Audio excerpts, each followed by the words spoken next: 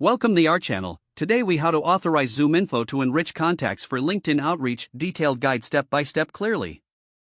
First, open your web browser and navigate to the ZoomInfo website. Log into your ZoomInfo account using your credentials.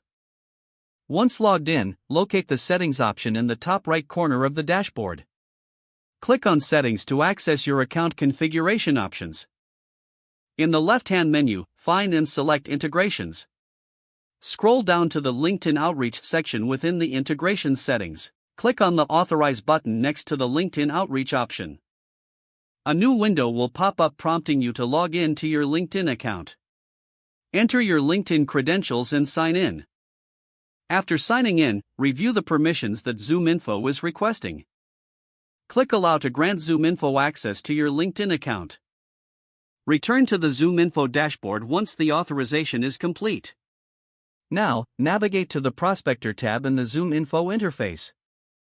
Use the search functionalities to find your target contacts. Once you have your list, select contacts that you wish to enrich. Click on the Enrich option for the selected contacts.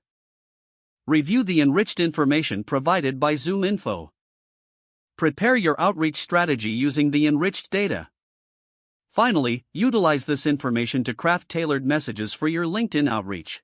If the page does not load, refresh the browser or try again in a private or incognito window. Make sure you are using the correct email address, then retype it carefully to avoid small typos. If your password is not accepted, use the reset option and create a new strong password you can remember. Check your spam folder for verification or security emails, then complete any requested confirmation steps. Enable two-factor authentication if available to improve account security and reduce unauthorized access risk. After signing in, review your profile details so your contact information and settings are accurate and current. If you see an error message, note it down and try again after restarting your device and internet connection. Log out when you finish, especially on shared devices, to keep your account and payment information secure.